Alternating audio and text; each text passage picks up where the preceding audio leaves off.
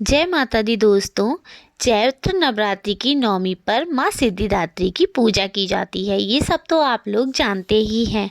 आज मैं आपको बताऊंगी कि सिद्धिदात्री माता की पूजा विधि, भोग, मंत्र, शुभ रंग और कथा के बारे में। चलिए आइए जानते हैं माँ सिद्धिदात्री की पूजा विधि कैसे होती है, भोग में क्या पसंद है माता को, मंत्र कौन सा है माता का, और इस दिन आपको कौन सा रंग पहनना चाहिए जो कि आपके लिए काफ़ी शुभ होगा। और फिर हम सिद्धिदात्री माता की कथा भी सुनेंगे। चैत्र नवरात्रि का पावन पर्व चल रहा है। वैदिक पंचांग के अनुसार आज यानी 5 अप्रैल की रात 7:25 से नौमी तिथि आरंभ हो रही है। इसका समापन 6 अप्रैल की रात 7:21 पर होगा। ऐसे में 6 अप्रैल 2025 को रामनवमी मनाई जाएगी। आप इस तिथि पर कन्या पूजन के साथ साथ अपने व्रत का पारण भी कर सकते हैं। नौमी तिथि पर माँ दुर्गा के नौवें और अंतिम स्वरूप माँ सिद्धिदात्री की पूजा अर्चना की जाती है। माँ सिद्धिदात्री का स्वरूप अत्यंत दिव्य और सुशोभित होता है। उनके 4 हाथ होते हैं, जिनमें एक हाथ में शंख, दूसरे हाथ में चक्र, तीसरे हाथ में गदा और चौथे हाथ में कमल का फूल होता है। माँ का वाहन सिंह है और वे कमल पुष्प पर भी आसीन होती हैं।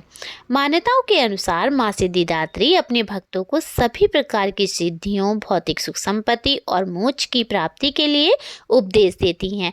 आइए जानते हैं माँ सिद्धिदात्री की पूजा विधि, भोग, मंत्र, शुभ रंग और कथा। नौवें दिन सबसे पहले स्नान करके साफ कपड़े पहने और घर के पूजा स्थल को स्वच्छ करें।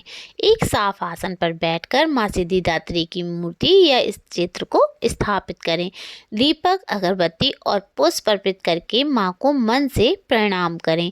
इसके बाद माँ सिद्धिदात्री को भोग लगाएं। माँ सिद्धिदात्री के मंत्रों का जाप करें और उन पर श्रद्धा भाव से ध्यान केंद्रित करें। अंत में माँ की आरती उतारें और परिवार में माँ का प्रसाद बांटें। अब जानते हैं माता रानी की मंत्र के बारे में। तो माता रानी का मंत्र कुछ इस तरीके से है। या देवी सर्वभूतेषु माँ सिद्धिदात्री रूपेण संस्थिता नमस्तस्यै नमस्तस्यै नमस्तस्यै नमो नमः। अब मैं बताऊंगी माता रानी को किस चीज़ का भोग लगाना चाहिए। माँ सिद्धिदात्री को तिल और मेवे से बने व्यंजनों का भोग लगाना बहुत शुभ माना जाता है। तो अगर हो सके तो आप लोग माता रानी को तिल और मेवे का भोग जरूर लगाएं। इस दिन आपको नवरात्रि की नौमी तिथि को बैंगनी या जामुनी रंग के वस्त्र पहनने चाहिए। चलिए अब सुन लेते हैं कथा। पौराणिक मान्यताओं के अनुसार जब असुरों के अत्याचार और देवता परेशान हो गए, तब उन्होंने भगवान शिव और विष्णु से मदद मांगी।